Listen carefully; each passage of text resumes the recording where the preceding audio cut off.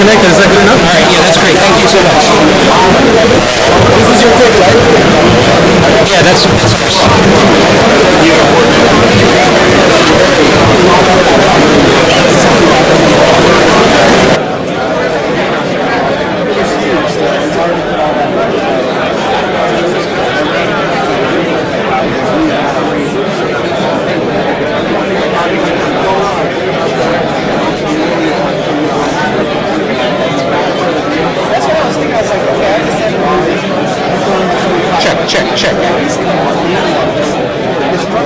Check.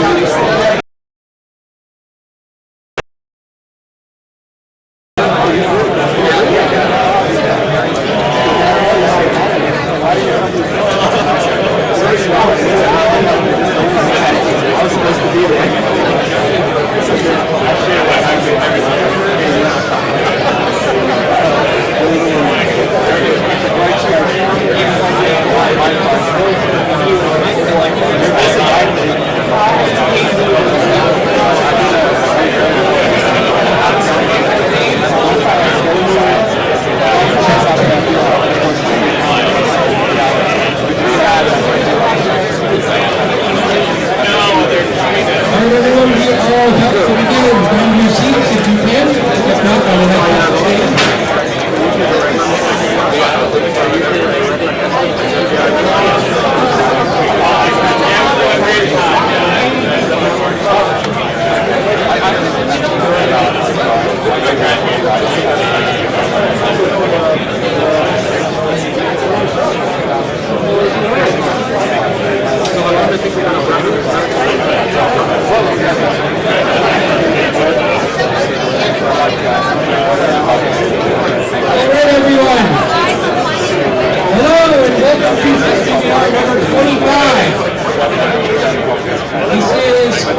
Jaunt has been coming to SVVR pretty much from the beginning, even before they would tell us what they were doing and what the name of the company was. But they were there right from the start. Yeah, it's been over 2.5 years now of SVVR meetups. Turn it up! Can't hear? More? All right, we'll get you a little louder. All right, is that better? Yes. Yeah, all right. All right. Welcome everyone. Happy holidays from everyone at SVVR. Thank you all for coming. Just in time for the holidays, we hit 3,000 members. So we're now 3,000 members. The largest VR meetup in the world still. Thank you all for coming, for being a part of this amazing community. We love you guys. We have so much fun doing this. I think this really benefits everyone in this industry and in this ecosystem. And just thank you. I also in particular would like to thank everyone who volunteered today. We have a lot of new volunteers on our crew. I want to thank everyone, Vera, John, Chris, Dara, I'm getting this people, there's the people up front. Everyone will help. Everyone, we couldn't do it alone.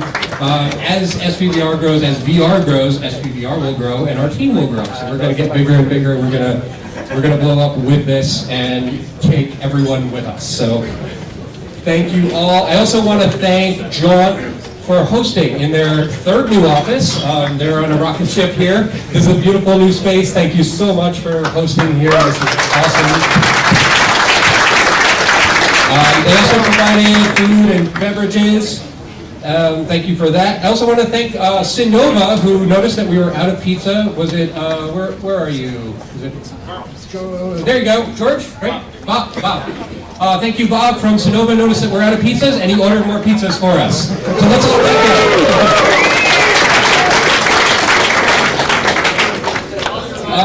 So before we get started, oh yeah, one more thank you. I want to thank NVIDIA. We are demoing now 2 Vive systems of our own, as well as all the other Vives here. And I want to thank NVIDIA for loaning us these great 980 GTX machines so that we can show more Vive demos to people. So I'm not sure if anyone from NVIDIA is here, but thank you NVIDIA for doing that. We all appreciate it. Thank you HTC for giving us Vives as well. And just a quick announcement, last month we announced the dates for the SVVR 2016 Conference and Expo. Today we opened up the call for speakers, so if you're interested in speaking or presenting, or if you want to nominate someone, you can go to vrexpo.com and you can submit a session. You don't have to be the speaker, you can nominate someone else if you think they would be a great speaker. If you want to speak, you can nominate yourself. The call for speakers is open April 27th through 29th. And we will have exhibitor and sponsor information up before the start of 2016. So check that out, save the date, it's going to be awesome. We're targeting 2,500 to 3,000 people this year. It will be the biggest VR event ever yet, with over 200 exhibitors. So do not miss that, that would be amazing. We're all working our butts off already to make that happen, and it's going to keep getting crazier. Also, if you want to help out with the conference, we definitely need help. It's a huge project to run an event of that size, so please find myself, John, Nana, somebody from SVVR, and we'll get you signed up.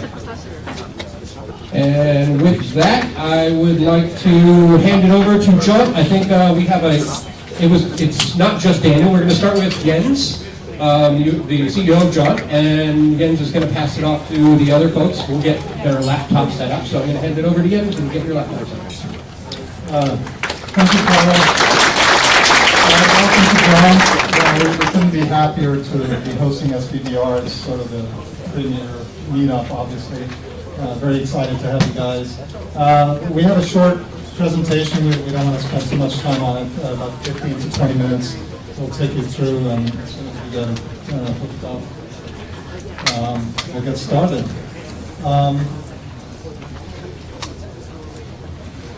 Right, so, yeah, did you have a clicker? Do you have a clicker? But we can just bring this closer. How about that? You're right in front of it. I'll stand over here. Okay, great. So, I'll just talk a little bit about Jaunt, give you a little bit of the history. We recently, as of, I guess, last week, introduced our new app. We actually did a soft launch, so we haven't really promoted it heavily yet. That'll change next quarter, but we encourage you to try it out. It's really cool. And we'll describe sort of the process that went into building that app. We're very excited about it because it's essentially what's going to interface Jaunt with the consumer. So it's a hugely important app for Jaunt. So let me talk a little bit about Jaunt, where we've been. We're a little over 2 years old. We've moved offices quite a bit. This was actually our office 1 year ago. Very tight quarters, great location in the corner of University and High Street in Palo Alto. We've moved twice since then, believe it or not. So we were in a much bigger space on Hamilton Avenue, and we moved in here about a month ago. So about a year ago, we introduced our first piece, which is really awesome. It's gotten tremendous installs, which is Paul McCartney live at Candlestick Park. Really, just a great piece, and it was done with really primitive technology. We had essentially a few GoPro rigs and some rudimentary software, but through a lot of work, we got it working, and it really, it's just a great seminal piece.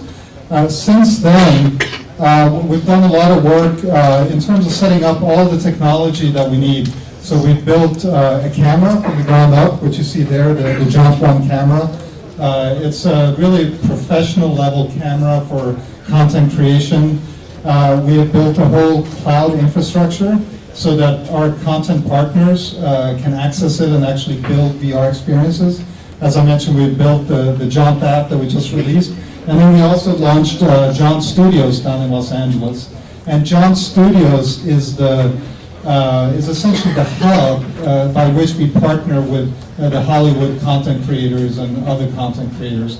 So our strategy is really all about providing a technology platform that content creators can use to create VR experiences. So we're not really going to create them on our own. We're going to do them through partnerships. And in this past year, we've done already a ton of content creation with fantastic partners like ABC News, Sky News,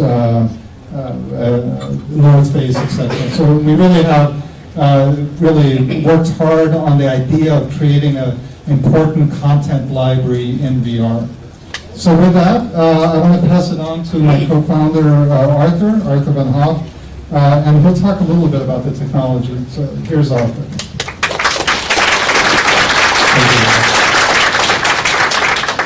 So here you can see our old camera on a drone for the North Face piece. If you haven't seen that, there's a great demo room in the back over there that Adam Somer set up. He's our audio geek, and I'm going to he's built a fully Atmos-enabled audio room.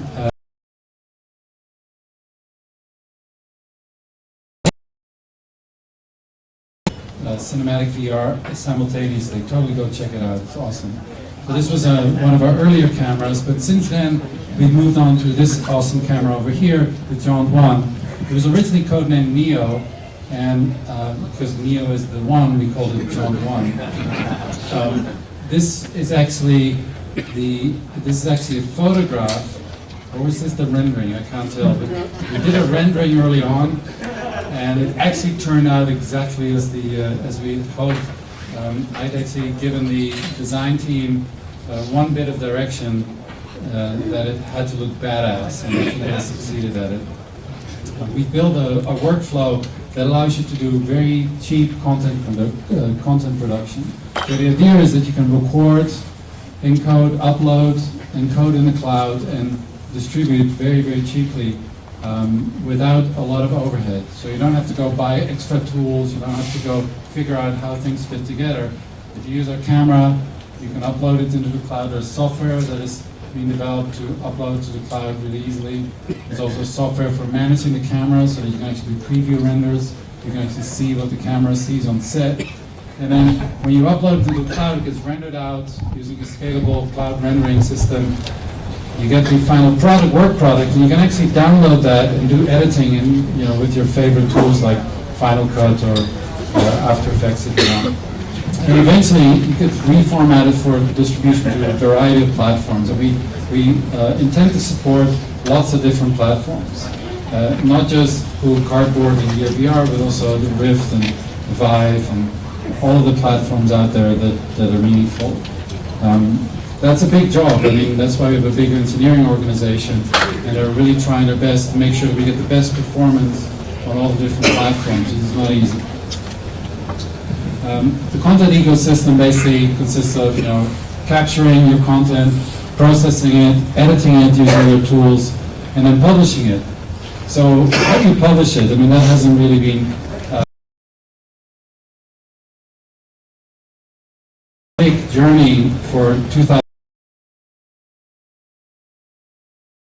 I want to introduce David Kahn, our head of product.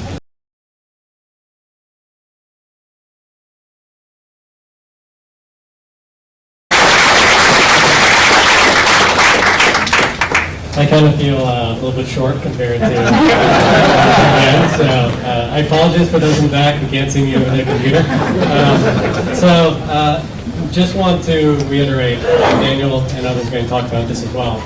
It's a large team effort to get this done. I was a very, very, very small team, and it's a challenge I think all of you guys face in this space as well, that while we're trying to make this big successful, at the same time, we're trying to grow these organizations and find the right people and talent.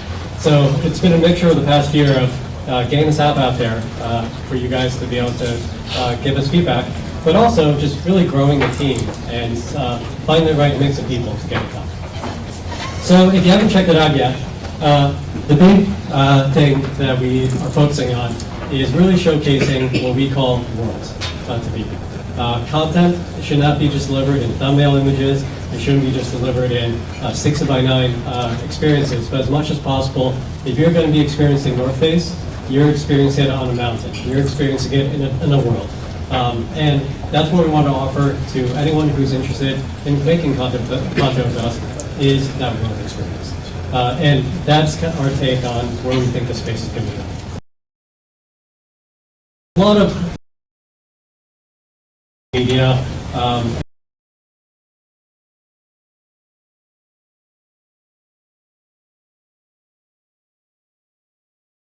really great job in their space.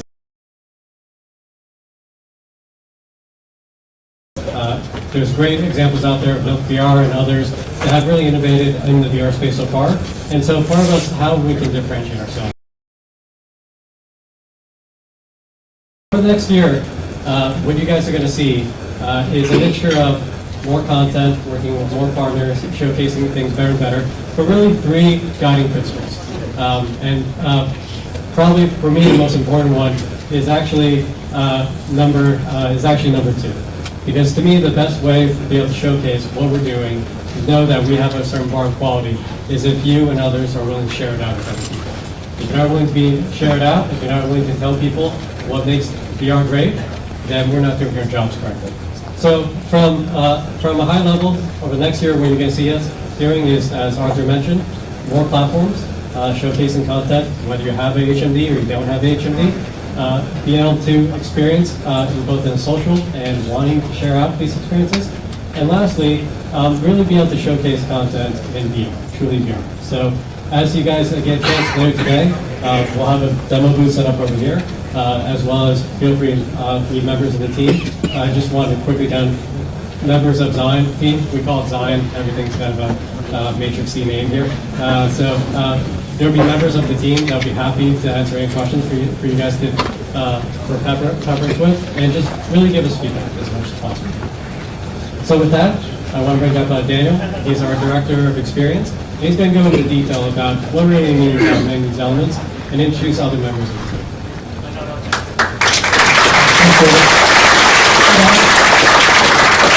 Thanks for that intro. So let's start with the idea of going anywhere from anywhere, or as we like to say, jaunt everywhere. I think ideally everybody here, I think, should have one of these things. These are great. This is, a mobile-based medium at the start, and the GearVR is really the primary place right now where this really shines. We're huge proponents of GearVR. If you have access to this, please definitely see our app here. It's incredible. But the reality is that most people also so an Android app and an iOS app using a cardboard viewer is a pretty clear place of entry. So we made sure that Zion is awesome there. But I think at the end of the day, we want to be able to jaunt on all the things. We want you to be able to consume our content on any platform that comes out. We want it to be a good experience. And as this ecosystem grows and new platforms are introduced, we're going to be working really hard to make sure that you can have a great experience, no matter what your headset or your device looks like. Including maybe not actually having an HMD at all, but actually being able to just hold up your phone and being able to magic window your way into this content as well. We're in a transitory position right now with the industry. A lot of people don't have HMDs yet, and so we want to make sure that if you don't have an HMD, Zion is still an excellent experience and our content shines without that. And we've actually put our content online as well. You can use a web viewer to view any Jaunt VR content. And we just did a piece with ABC News, primarily through a web viewing interface. So it's good news for us. Experiences worth sharing. So let's talk a little bit about the social aspects of VR. So I think everyone here agrees that really experiences are best when they're shared with other people. And one of the challenges we face with VR in the industry is that it can be kind of isolating and you can feel alone. And so I think one of the core tenets we're going to be exploring with Zion and with our app and with our content is that you really want to be sharing it with other people. You want to be handing the viewers around. You want to be engaging with other people. You want to feel connected. And so that's going to become a guiding principle for us going forward as we develop our UI, our UX, and our experiences to make sure that you always feel a sense of other people and a sense of community.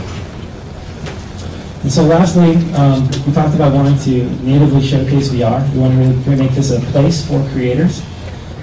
Creators are the lifeblood of the VR ecosystem. Without good content, we don't have, we don't have an industry. And so we really want to support creators. We want to make them feel invited and supported and expressed fully in our worlds. And I think to talk more about that, I actually want to invite up our lead 3D designer, Saad.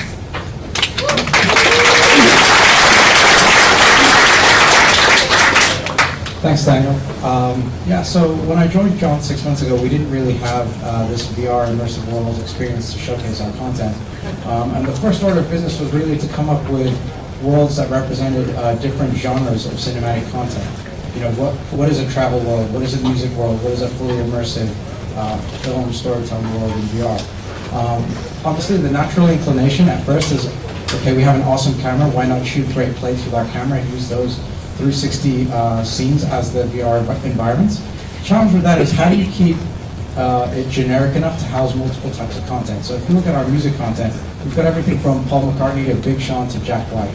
Those are very different moods and experiences to try and capture in one shot.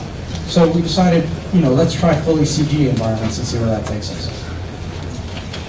The first few sketches that our awesome concept artist Javier did were just exploring how these were. The first thing we tried was, okay, let's build it in Unity.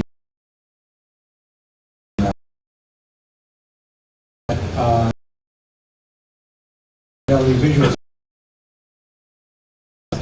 really had a strong mismatch with our cinematic live action content, so that's of a world, and try to vet a pre-rendered CG. Me basically became very awesome gear, and really set the mood for some of the long-faced pieces that live inside that. So after a couple weeks, basically using photogrammetry assets, custom 3D modeling, texturing, matte painting.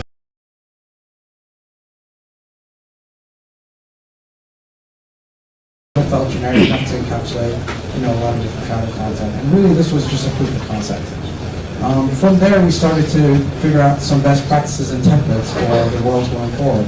The idea that you have, most of the UI contained within 120-degree field of view in front of you for comfortable access, but then you have these framing elements that basically have interesting props and augmented the UI with things relevant to like 3D assets. The next world we wanted to try build was a music world, and we thought, okay, we built a super expansive travel location. What do we do when we are trying to build a really intimate, small-scale?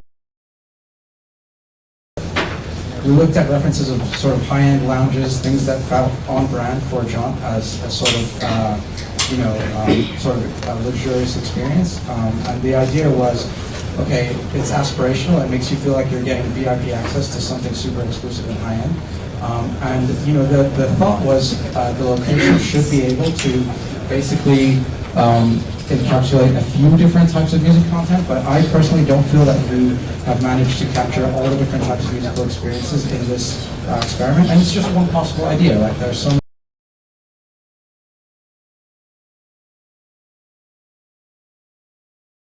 pointed out to me today, the only reason we didn't call this world narrative of our UI, but really it's a story world, it's a film world, it's something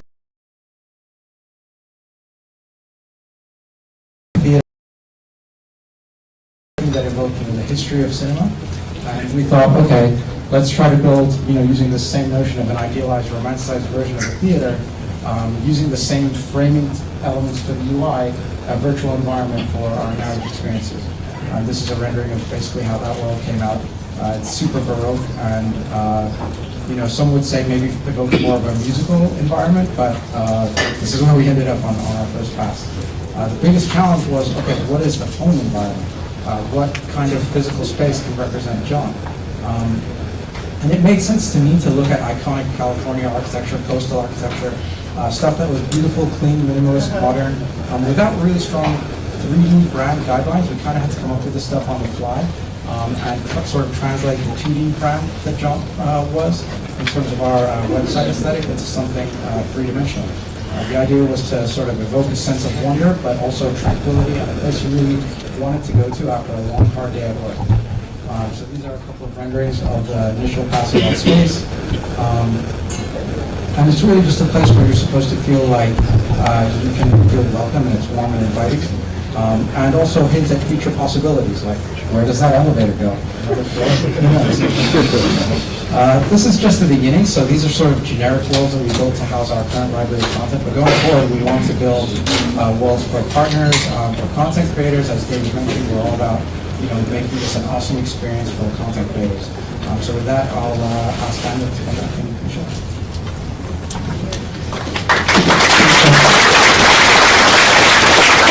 I think it goes without saying this kind of work is really both challenging, rewarding, and for me, some of the hardest work I've ever done. I can't speak to the rest of the team, but it took a tremendously talented and diverse group of people to bring this app into fruition. We've had skills across the spectrum. I just want to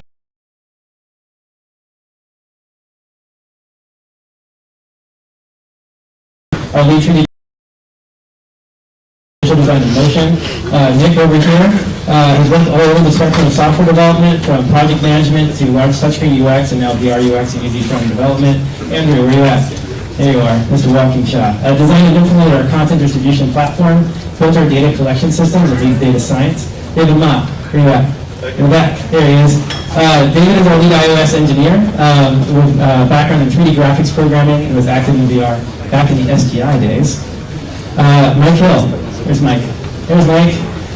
Mike worked super hard to make sure that video playback is rock solid across all of our different devices, which is a pretty critical thing to do when you're a video-based company. Saeed. Where's Saeed? You're all the way in the back working at his computer.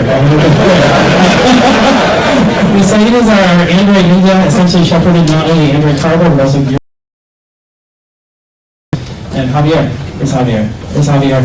Javier is our concept artist and has worked on AAA games like Sims and Battlefield Hardline, and a tremendous gift to the team to have someone who's so rooted in the traditional art, concept art genre.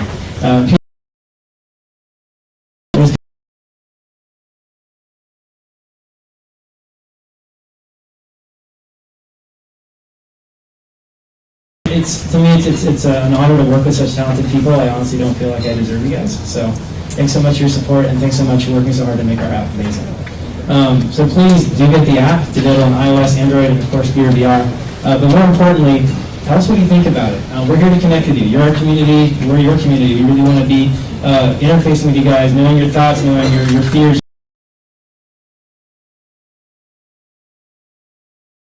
Where where we can make it better and what you like about it. So we've got an email here, we can reiterate this, but please do, we want to be in conversation with you guys. I don't know if Jens, you wanted to speak a little bit more about what it looks like to be connected? All right, I'll finish it up. So just again, to just sort of shout out to the people who connected to us. With computational photography, where are you guys at? Okay, all scattered throughout. Production people? Yeah, there you go. Hardware, where's the hardware team at? Also sprinkled throughout, hands going up. Apps team, you guys know most of us already. And cloud team, Melissa. There you go. So we're a diverse group, and we want to be meeting new people. We're going to be growing. There's a job right over here. Please do get to know us. If there's anything you're specifically interested in, hunt us down and ask us lots of questions. There's demos in the demo room, and come see past versions of our hardware and our process in the back area. And thank you very much, guys. I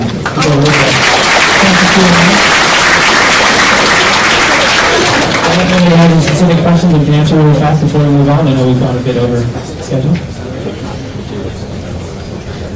How does your camera handle 6 degrees of freedom and ability to move within a virtual space?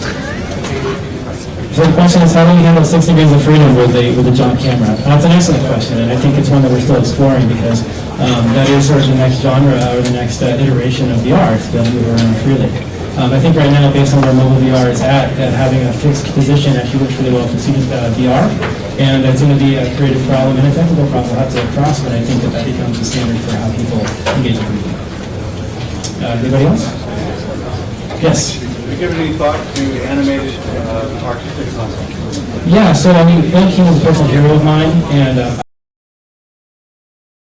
Silvercrest demo he gave was like one of the most emotional pieces of VR content that was actually a video about VR content that I've ever seen. And the piece he did with Google Spotlight Stories is incredible. I think that stuff's super amazing. I think that we'd love to explore that stuff. I think that the hybrid of live action and CG or animation could be really compelling for us, and I think it's a path to explore.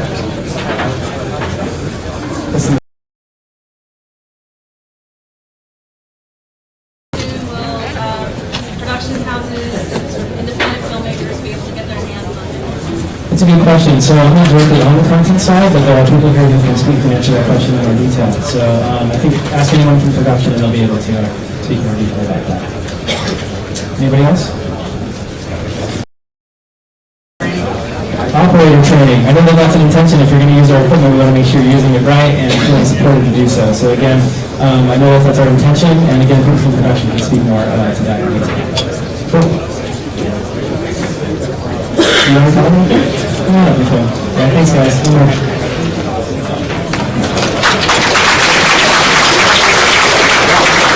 I'm Nicole. I'm the community manager for Jaunt. If you've seen a Jaunt tweet come out, hi, that was me. Exciting.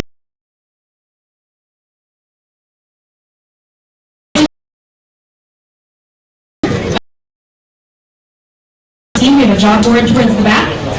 Some of our recruiting team will be back there to answer questions later. Restrooms are halfway down this hallway behind you and then to the left. And afterward, we'll have demos. We've got a whole bunch of different demos up here, and then Jaunt will be showing several different things. We're going to have some of our old camera stuff in the back, and Coach will be talking about the camera process. We're going to have some of the production team showing our editing tools, and several other pieces. So do make sure to explore and come find any of the Jaunt staff if you have any questions. And thanks again for being here. Awesome. Thank you so much again. Amazing team at Jaunt. We have another esteemed speaker tonight. Many of you will know Matt Bell. Matt ran the largest computer vision meetup for many years, which I think has a lot of shared membership between us. Founder of Matterport, and has been a regular at our events from over there. Yes. So full of excitement. Yes. Who is there in SVVR #1? Yes, I said yes. All right. 2.5, more than that, years ago. We'll give Matt just a moment to get set up here. That'll take a minute to catch.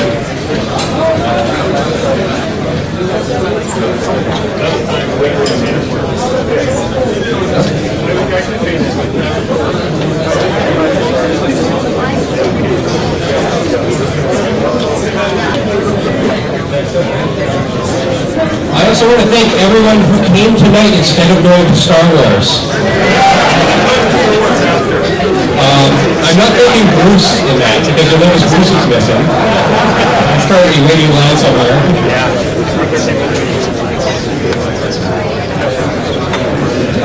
We're going tomorrow.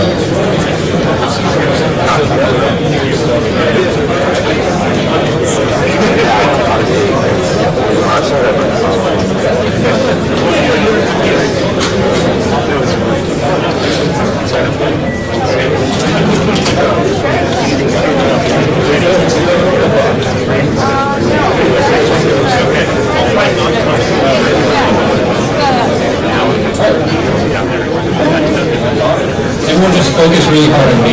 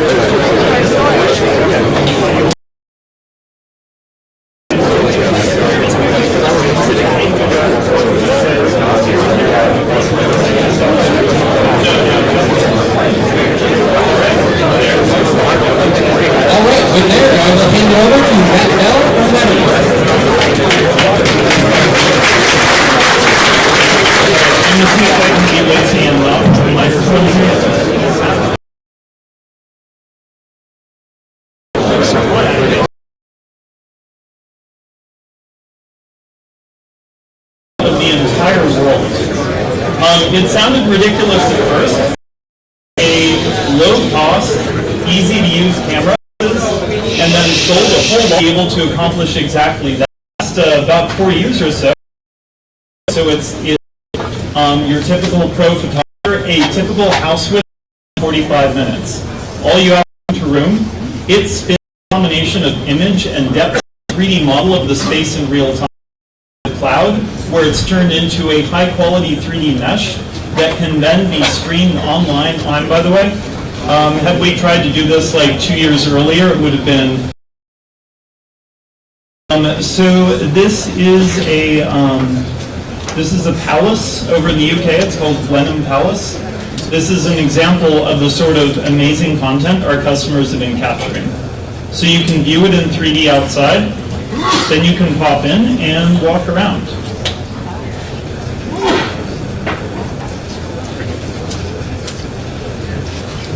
Here you're walking like on either side of the Velvet Road.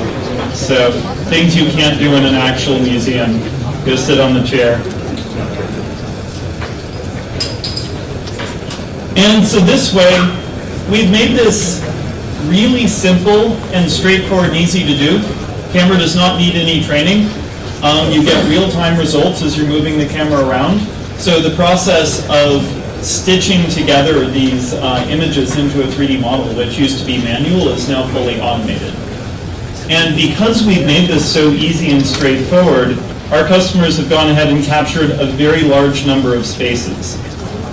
We recently canvassed our customers. Of the roughly 120,000 buildings that our customers have captured so far, we encourage them to send us their favorites, which we recently put together into a 3D gallery. And you'll see here there's everything from, say, an art gallery in Venice to a ship sailing around Antarctica to luxury jets and RVs and palaces in South Korea. Just a pretty incredible variety of content that our customers have been capturing. So we're truly putting the world's places online. You can view all these examples, by the way, at matterport.com/gallery. You'll also notice a number of these models have been ported over to our VR app, and you'll be able to see that in the GearVR.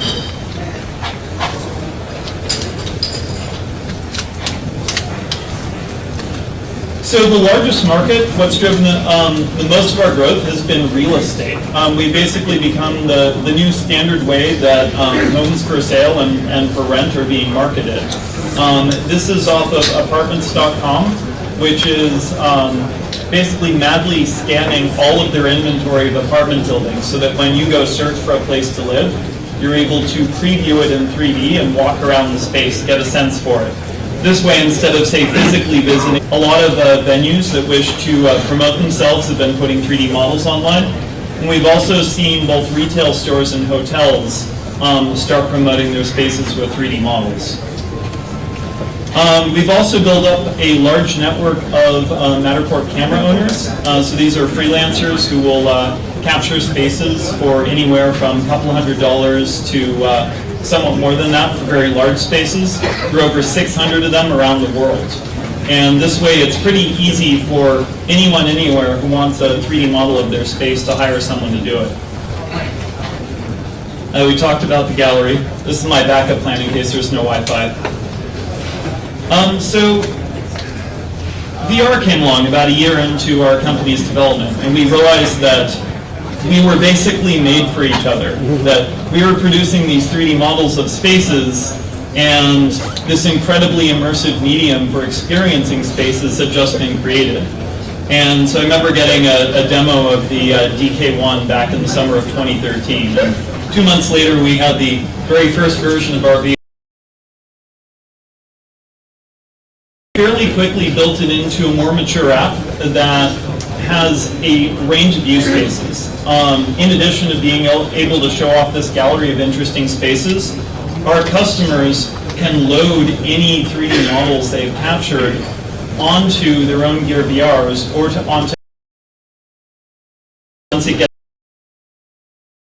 To give you a sense of the sort of things that people have done with it, so recently there was an art exhibit on Alcatraz by Ai Weiwei, who is a Chinese dissident and artist under house arrest in China. Alcatraz arranged to have an art exhibit by him that he designed in China, but he couldn't travel to the US to install. We came in, built a 3D model of all of his art projects, and then sent a GearVR back to China so that he could then walk around his art that he couldn't visit personally. This is one of these things where it's like, we did a whole lot of work and we had all these dreams and visions to be able to like actually make something like this happen and be able to physically take a space over to China and share it with him. Interesting things have happened. We've become surprisingly common for selling high-end real estate, and particularly common in Australia.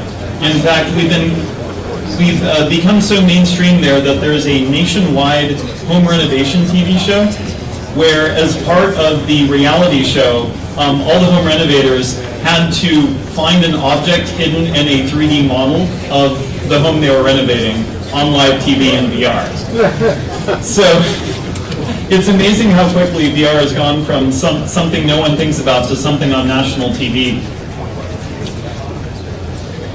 We've also had pickup with a number of news and entertainment organizations. Whoa.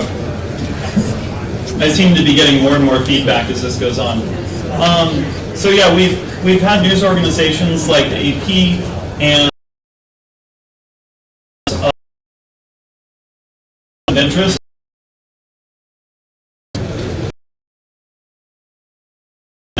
Is an entirely new capability, and it's been very exciting to see people take advantage of it. The VR app in particular, there's a wide range of interesting spaces you can release next week. Any Matterport space or collection. And finally, we will. If you are a VR app developer for GearVR and you want to it will be quite easy to do so. on the web and in VR. Over here in the Matterport corner, we have Dave Buckoffer, our lead Unity.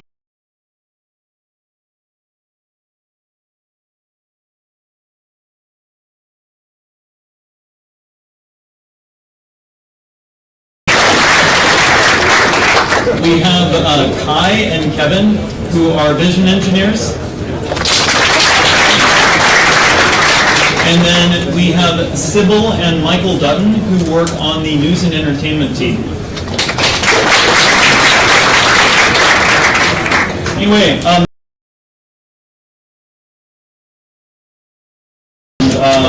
if you are a Unity developer, a WebGL developer, a content promotion manager, we are growing rapidly right now, and we're trying to find really good people to bring on board. So thank you so much for listening.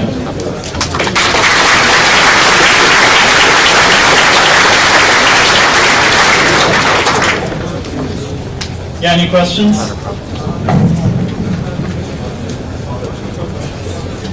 Yeah. Are you targeting solely here as your hardware support? We decided to go with Gear first. We actually have, for the first time ever, an experimental cardboard app that you can try. If you chase down Dave Buckoffer, he has it. We will support other platforms as they come out. But the thing is, for so many of our mobile briefcase or backpack is really powerful, and so we focused on mobile VR first. Way over on the left. Yeah, how do you distinguish from your 3D games? Yeah. How do you distinguish something say Quaro?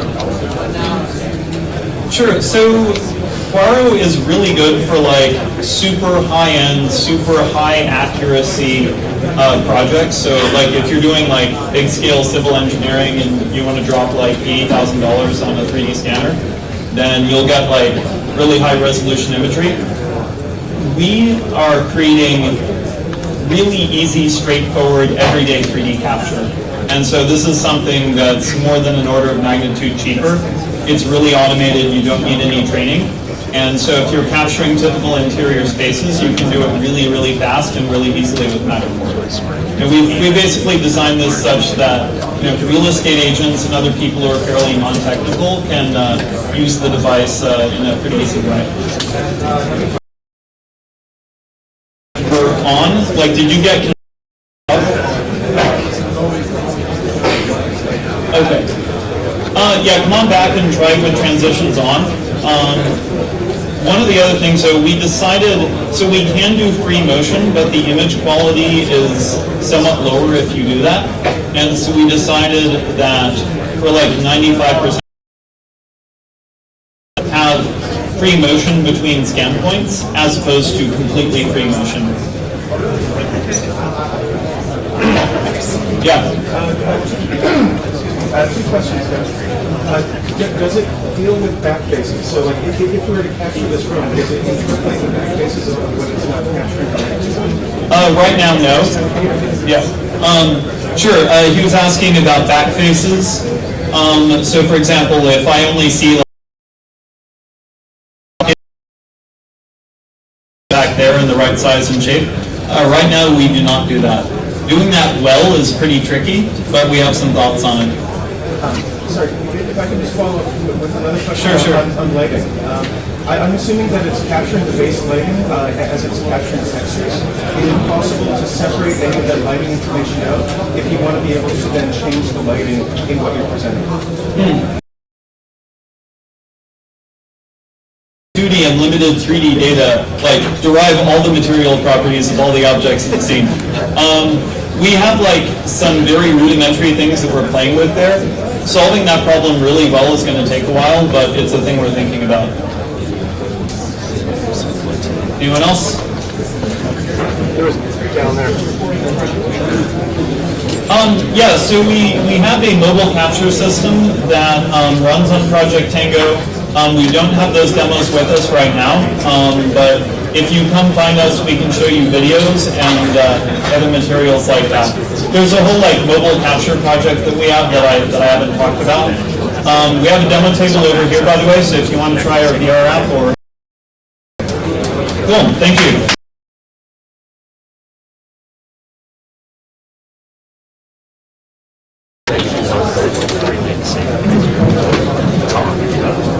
Awesome. One of the most fun things about doing this for a couple of years now is actually watching these companies. And it's really great to see them embrace VR and to watch the progress over the years, as it is with Jaunt and all of the other companies that are demoing here, I think.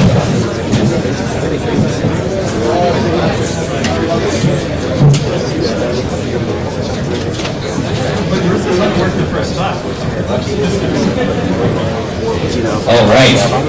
Our next guest I'm very excited about because Nana and I at the SVVR headquarters have been sharing an office with Maureen and watching her build Baobab from scratch and raise funding and build a massive team, and it's been a really educational, and I've learned so much just from watching Maureen do this, and I'm really happy to have Maureen here. So Maureen Fan from Baobab Studios.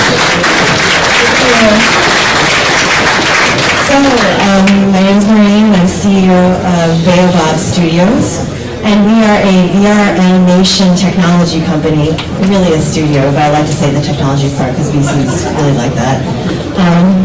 We just came out of stealth actually in 2 weeks ago, so you may have seen us in some of the press. So, this is audience participation time. How many of you guys consider yourselves artists? That's a good number. How about singer-songwriters? How about astronaut? Okay, so you guys do a lot better than the VC crowd, which makes you say no to all the above.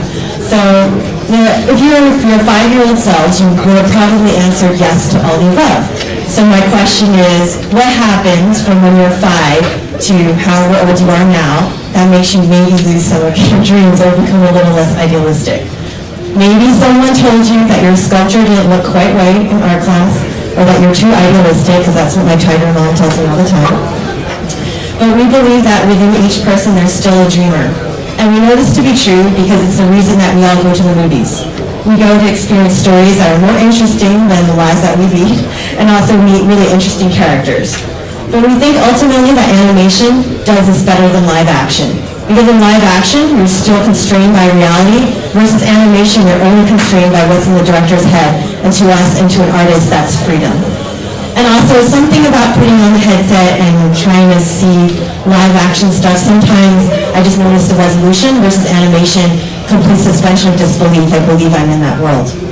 So the reason that we love animation is because to us, animation is art in motion. It takes you to completely different worlds that you would have never imagined before, and makes you believe they're so real that you think you could reach out and touch them. And the last 2 sentences I just said, takes you to a different world and makes that world real, is basically the definition of VR, at least it is to me. So we think that animation and VR were made for each other. And this is why Eric and I are really passionate about it. So the mission ultimately is to bring the 5-year-old in you back out and inspire people to dream again. So this is the main team. This is me, I'm CEO. My background is I was most recently Vice President of Games at Zynga. And also I worked at Pixar on Toy Story for the short film called The Dam Keeper. Oscars last year, we didn't win. We totally should have.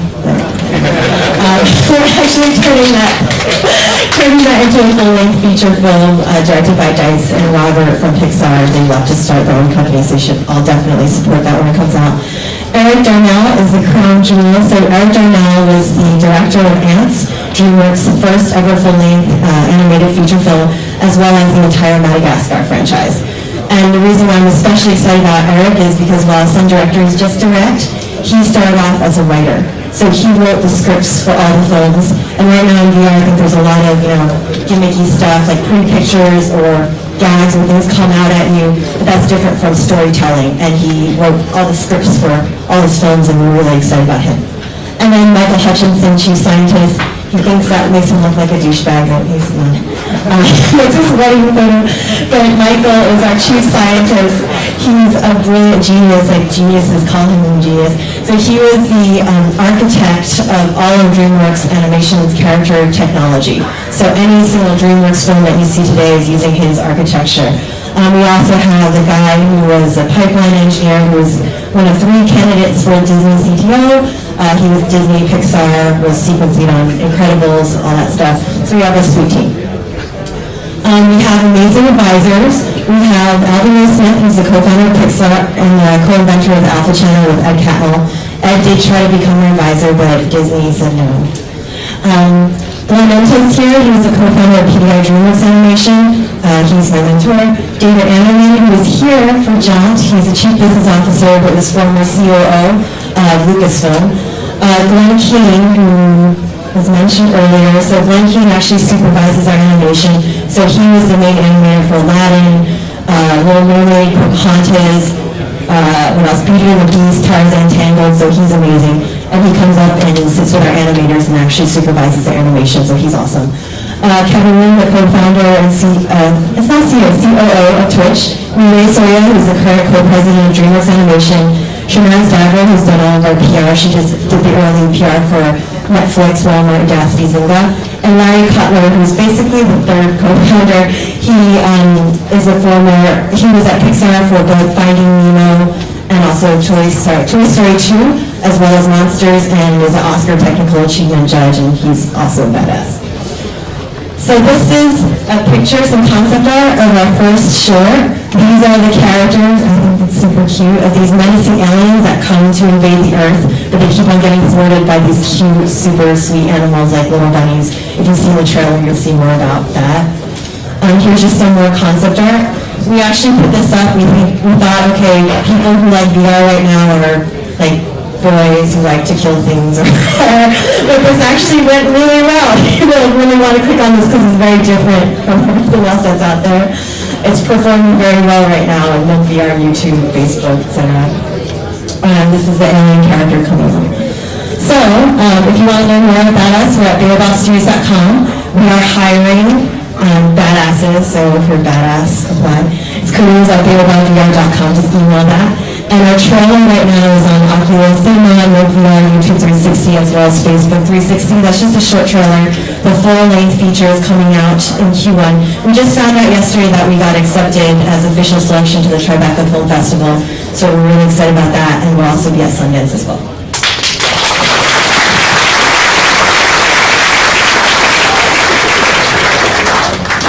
Okay, I can answer questions if they're easy. Questions? Yes. Coming from a traditional film animation background, doing some of these what are your thoughts on how to effectively integrate these together? So it's hiring game people as well. So I come from gaming and film as well. And actually, what's the question? The question is, if we have a lot of feature film people, how do you merge that with agency?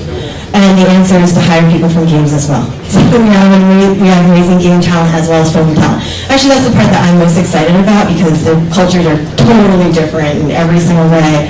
And being able to figure out how they work well together for processes like whether you use Scrum versus dailies, all that stuff is really exciting to us. Timothy actually here just joined us this week. He's a badass rendering dude. Badass engineer. He's from the gaming side, so you can ask him about all of our tech secrets. Any other questions? Can you say anything about the challenges, the technical and artistic challenges of merging your art form with the actual veracity of a Jaunt cinematic experience? If somebody wanted to combine CGI animation with Jaunt video, for example? Do you mean merging CG with live action, or just getting on the platform? However you want to take that. I mean, there are a lot of different ways that could be done. What are the challenges of getting everything that's in someone's imagination? This needs to be live, this needs to be CG, this could be CG on a live scene. I think anything on a game engine is going to be more difficult if it's real-time versus pre-rendered for sure. If you want to do things pre-rendered, it's pretty easy. You can just do everything in Maya and pre-render the scene and put it in. But if you want to do live action, you can't currently do Pixar quality animation on a game engine, then we can. awesome. But it's really hard because the number of characters, number of polygons that you can fit, like performance-wise, you can't do right now. So that's a lot of the technology that we're building specifically. For the GearVR, if you don't want it to be interactive, of course, you can just pre-render it all out. But we are using somewhat of a blend. Thank you.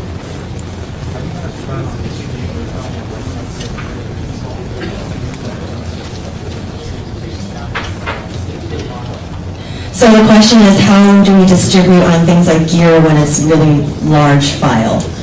So we are looking into things like streaming, for example, versus downloading. But right now we're interested in only doing shorts. A lot of people, press have asked us, are you going to do a feature-length film, like a Pixar film? The answer is no, not anytime soon. One, people are going to put that headset on their head for a super long time, so I'm not worried about that. Two, technology is changing so quickly that it takes like 5 years to make a Pixar film, so by then the technology will be totally different, so we don't want to do that. Right now we think it's more important to experiment, especially on the technology side, and also creatively, because creatively we're inventing a new cinematic language, right? That's combining film and gaming together. So like cuts, pans, moves don't all work the same way. They make you dizzy or whatever. So that's the reason why Eric was really excited. He's like, I can make Madagascar 20, or I can make a completely new cinematic medium, which is really exciting. But that requires experimentation, and within 5 years, if it takes us that long to create a film, we're not going to be able to experiment with all the different film cinematic language things. So part of the movie-going experience is that you share it with others. When people in a theater laugh, you usually laugh with them if it's a good joke. What do you want this experience to be? Will it be for individuals, or will it eventually expand to crowds? So her question is, right now, theater going is very much a social experience. So do you see this as an individual experience or a crowd experience? We think that's one of the big issues with VR right now. It is very solitary. We're excited about stuff like alt space, VR, which I want to plug for because I love that, the ability for multiple people to watch at the same time. But then you have questions about agency. So in some of our films, you are actually the first-person character versus in others, you are a floating head and a fly on the wall. So if you actually have agency within the film, then how does it feel to have somebody else there with you? Maybe it's like a game Journey, something like that. That would be really cool. But we haven't figured that all out yet. But it is interesting because when we were showcasing at Future Storytelling, people were seeing, we kind of kill off the bunny in the trailer. And by the way, this totally doesn't happen in the full thing. We ran out of time, so we had to kill it off. We took a lot of anyway, and we had to get it done for Oculus Connect. Don't tell other people that. But one of the parents, she was like, oh, my kid would get really upset if she saw the bunny get killed, because in the theater, kids often turn to their parents and are like, should I be upset? And the parents are laughing, or the audience is laughing, so they don't worry about it. But in VR, it could be really scary for them, so that's something that we actually have to take into account. Oh, in terms of the position of the viewer, is the viewer able to change the angle and position as they're watching? Are they in a static position, or can they move around? So different films of ours support different. So the ones that support room space, you can definitely walk around. For this one, this is actually available on just about every single headset you can think of. So for the Gear, you're stuck and move around versus Oculus or Vive. With talent, like where do you see a vacuum and an opportunity for people to get engaged in, on the talent side? So she's asking where's the vacuum for talent, or where are the opportunities for talent? It depends on if it's a startup or not, and I think a lot of companies right now doing VR are startups, right? And the reason why we thought it was a great time to do this, I want to create an animation company forever, but I was get better margins, so you can't compete against them. But when there's a new technological disruption, that levels the playing field, new entrants will come in. But the types of people we need right now for our company are generalists, right? Because if once you become a really big company, you have specialists for everything, like I only do rigging and I'm doing modeling. That's not as useful, because at a startup, every single head count counts because it adds to your burn rate. So we're looking for people who are kind of jack of all trades. So for example, the guy I told you who was one of 3 candidates for CTO at Disney, he's not only doing pipeline stuff, he's written his own renderer before, so he's doing some of that stuff for us, as well as he's doing He's doing everything. So just people who are willing to get their hands dirty. If you have an A team, they'll recruit A people, but if you have a B team, they'll recruit C talents. They are just to hire badasses.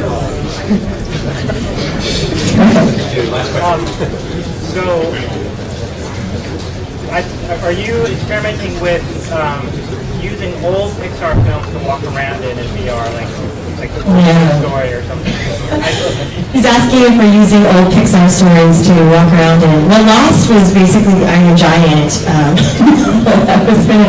But I think you can do, existing licensed stuff and create a great world for that, but we're not interested in service-based work because we think IP is really great. It's kind of like if you think about, usually when there's a new medium, new technology, they take all the old stuff and put it onto the new platform, but usually people don't put their heart and soul into it, so it's not as good, versus if you create original IP for it. For example, Gravity, right, was created for 3D. 3D is kind of but it was the best thing that was out there for 3D. It was created specifically with 3D in mind, so we're more excited about that. That's not to say that you couldn't totally take existing worlds and put them into. I'm just excited because Eric is a badass in terms of IP creation, so we're excited about that.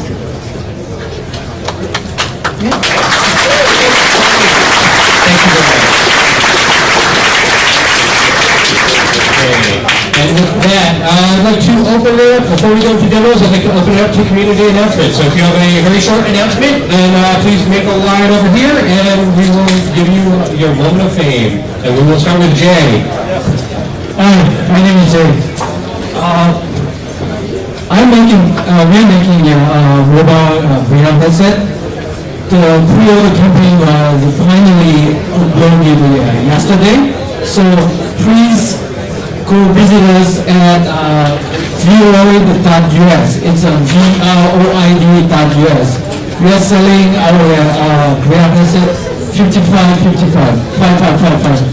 So it's $55 for your Christmas gift. Thank you. All right, thanks, Jay. All right, Will from Technical Haptics. Hi. So we have a new type of touch feedback that you can put in a motion controller. We have a demo over here showing new integration with HTC Vive. And what's new and special today is we have a new user-generated content kind of art creation app that we combine there that also has haptic feedback. So you can actually feel like you're dispensing ink and forming your model. So pretty cool. We're back at the corner here between Matterport and Make VR folks. Awesome. If you haven't tried Technical Haptics on the Vive, it's a whole new thing. It's so awesome. Definitely give it a shot. All right, here you go. How are you doing? I'm Rob Kay. I'm a game designer. I've been making games for 16 years, and I've just been getting my hands dirty with VR. I love it. And I've got my first VR mobile prototype with me tonight. I'd love to get some expert opinion from you guys. Give me some feedback. Let me know what you think. And it's called Spot Stop. It's basically Where's Waldo from a first-person viewpoint. So come check it out. Thanks. Thank you. All right.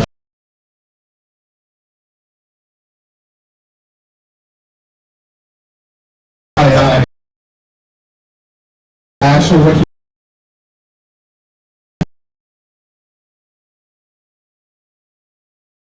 experience. I have partnered with, I've done partnerships with UA companies like UA, American Express, and Living Social. In terms of organic, I optimize app stores, I optimize websites. I used to run flash mobs and have 98% back ratio and 12 million views. Just check it out. And I also run paid ads. So also I come from the background analytics. So if you know anyone else looking for something like me, let me know. If it's paid, great. If it's not, I'm still happy to help. Thanks. There you go, free employee. All right. Hi everyone, my name is D.E. I'm a graduate student, but in my spare time I volunteer with a conference called SIGGRAPH, t-shirt. This is the first year that we're adding VR specifically to the jury work submission process. So we're here to get everybody in the room, hopefully, to submit your VR product or work of art or panel idea or anything like that to us. Submissions are due in the middle of February. You'll hear back a couple months later, and then we'll assemble a great set of VR content after that. So or the table right over there underneath the snacks that are left off. Thanks. Question, is this different from the AR, VR? There was like a contest last year for SIGGRAPH? This is different, right? Yes. This is different from the contest. The contest was so venue, basically. So no more contest now. It's a general sort of academic submission thing. Thanks. Thank you. Who presented at last month's SVVR? Bert from Burwen. So we had a great breakthrough last week. We have now inside-out positional tracking. So we just integrated it into Showdown. It's still a bit rough on the edge, but if you have a bit of imagination, you will be able to see the potential. So I'll try to set it up somewhere so you can see me if you want to see it. Awesome. The inside-out tracking is the holy grail, and we won't have to use things like this if people like Bert can solve this. So awesome. Looking forward to trying that. All right.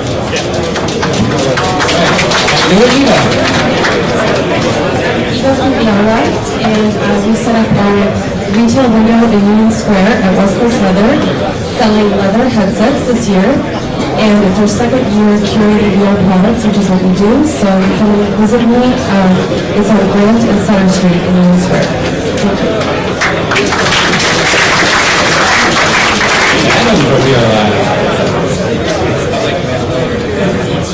So, just a special announcement, the station we've been working on for the last few months is now available for order. So if you are interested in getting a station that can run a Vive or an Oculus, and you are planning on doing like nightly demos or need portability, that's basically why I got this myself.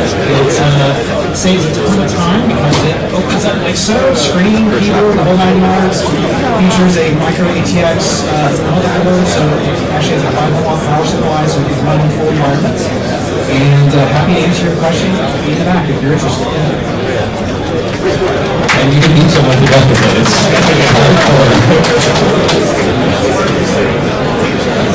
awesome. All right, David from Baobab. Hi, if you've ever wanted to share virtual worlds with other people or reach in with single hands or be in a network forum, Pentagon is a new technology for that. We've got a demo set up right over there. We're not yet working with GearVR and the other headsets, but we've decoupled it so that you can reach into virtual worlds using your mobile device or a Macintosh, or we've got Windows and Android machines there. And a revolution is coming where people can participate in virtual worlds, whether they've got a head-mounted display or not. And that's going to be really exciting. I hope to see you over at our table there. And by the way, Pentagon Work Forum, technically it's not releasing until Monday, but you can download it in the iPhones. All right, let's bring it on over this. And get over from my desk. And if you're an architect or a mechanical engineer, I just want to let you know that we are developing this amazing 3D pen that allows you to design in 3D. It works with Rhino Appeal and will work with also Oculus Fusion 360. So check it out. It's mindeskvr.com. mindeskvr.com. Thank you. Thank you. All right, how you doing? Olivia or Oliver? Olivia. Okay, all right. Olivia for Hobo. Thank you very much, Scott. Okay, I was here with you 3 weeks ago to tell you that we have a new Video Mini that came out. Now it's out. You can order it already online on homeguru.com/mini, and it's $15. Okay, so you can try it over video with me. You put it on your smartphone, so as soon as you online. And it's clickable. You put it in your pocket. So we bring you one. Thank you very much. All right, how you doing? Hey, I'm Maureen from with us here at Labs. We're at 3D camera, basically to get perception of environment and 3D and develop for labs in the VR and AR. So if you're interested in developing things, and it has 3D perception and indoor and outdoor, up to 20 meters and so on, just let me know. New gun camera, is that time of flight? It's stereo vision. Stereo vision gun camera. Passive. Awesome. Okay, interesting. That's what we do. Awesome. And Dimitri.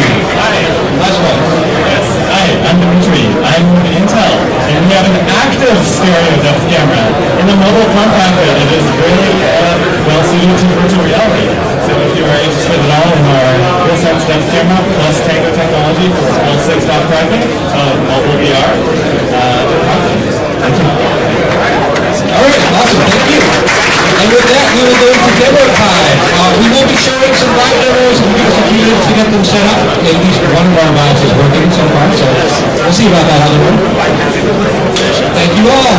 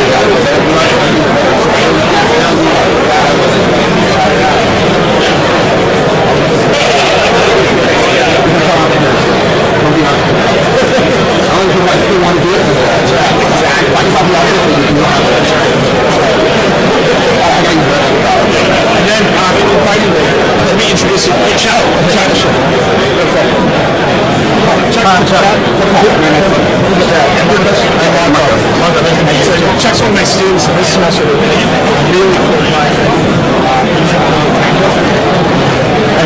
That's mixed reality. So,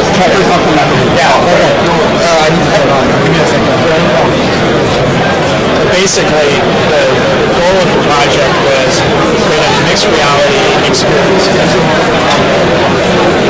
Strapped to your face and do something where people actually feel safe being untethered and walking around the environment. So they're able to actually build a virtual environment based on yes. Yeah. So it's basically also to improve on everything in the real world. This AR, VR, oh, it's 50 weeks. This is maybe we'll do a little bit in the future, but it's almost done.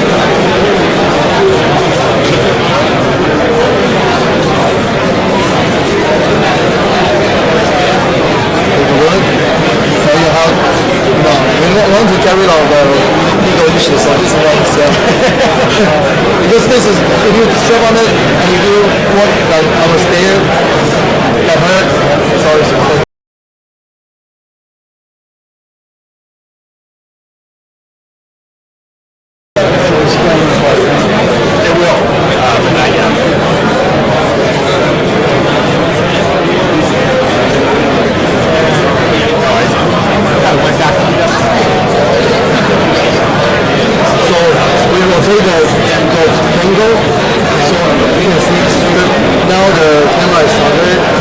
More like your eyes position.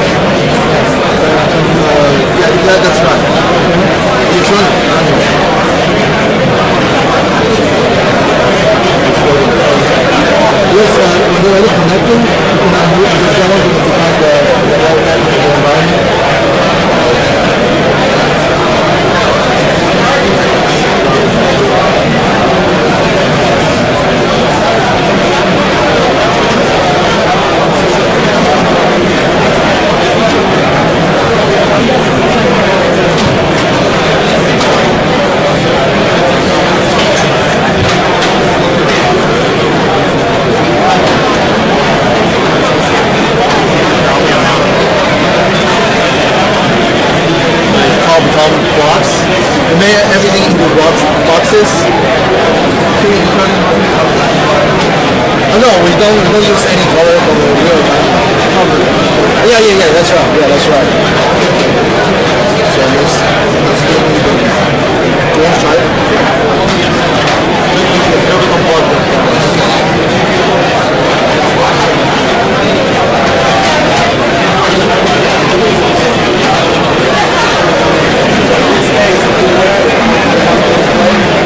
You won't run into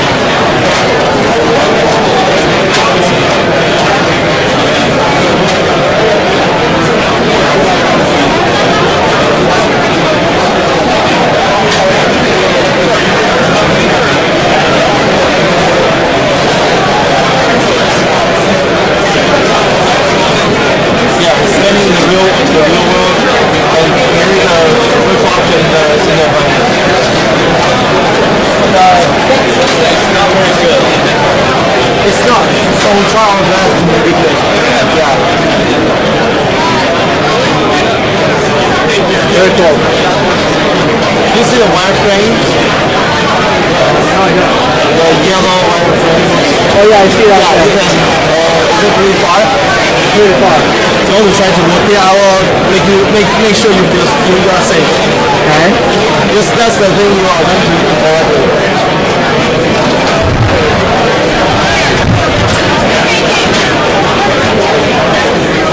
How far is it? Behind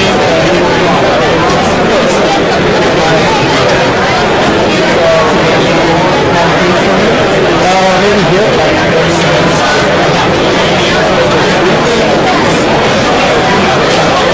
Or maybe you can take a look up the real 100. We will go and share the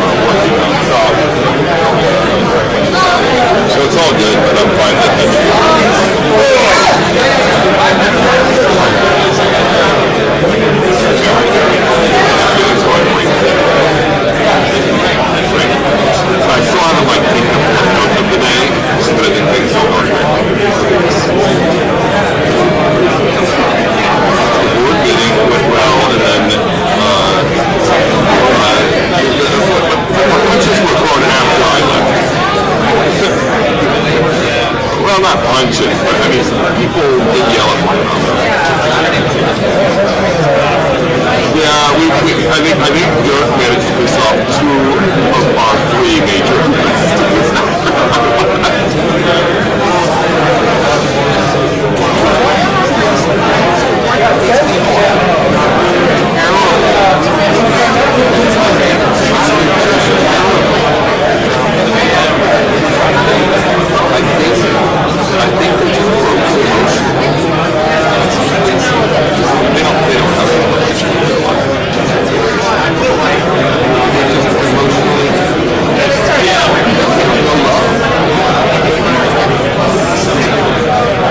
Yeah, it was tasty. I'm so glad.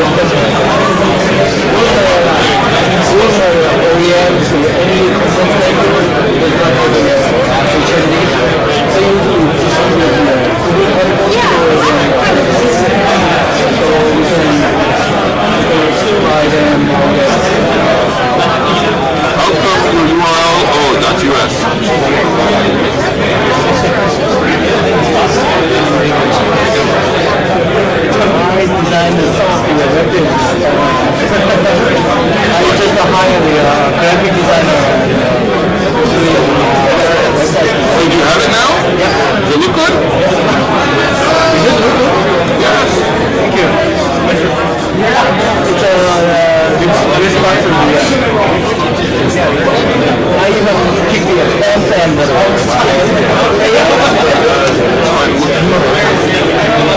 we just launched this website. It's not bad. Actually, just the applicants can just do $50 without any shipping cost. How you make money like this? We don't. A little bit more. You have here? Yeah. You want to show me real quick? You want to go yet, Jay? No. I don't want, no, I just want to see it. It's a scene that is power, like strong trooper. Yes,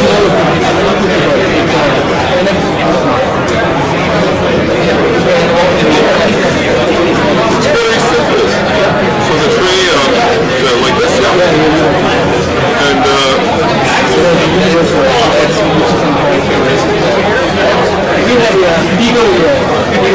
you have one for GearVR? I forgot to read.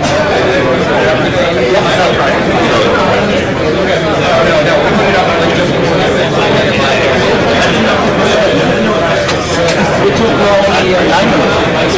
It's simple. It has 19 years Yes, I did it right. It's a reading mechanism so kids can hang it in your backpack. Yeah, it's very simple. And I see it's durable. I get it. We try to save the weight so we have what do you do next?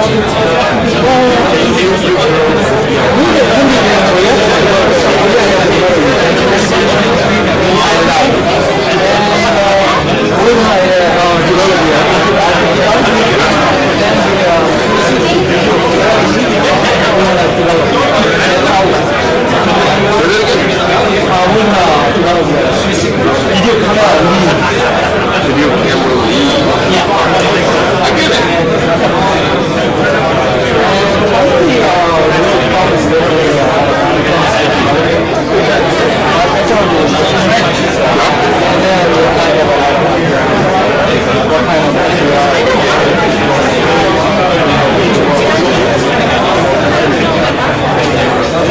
The Baobab, the Asian one walk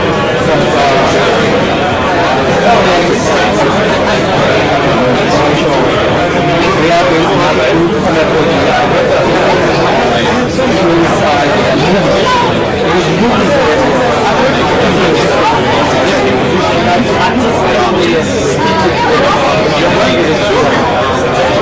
there's some limit in maybe easier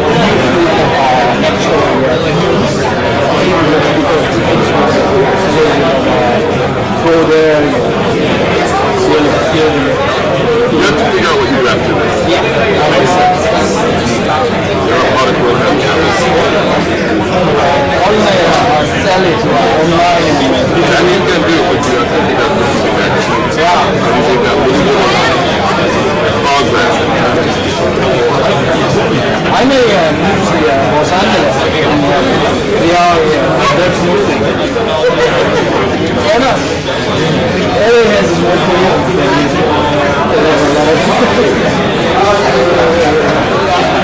the better area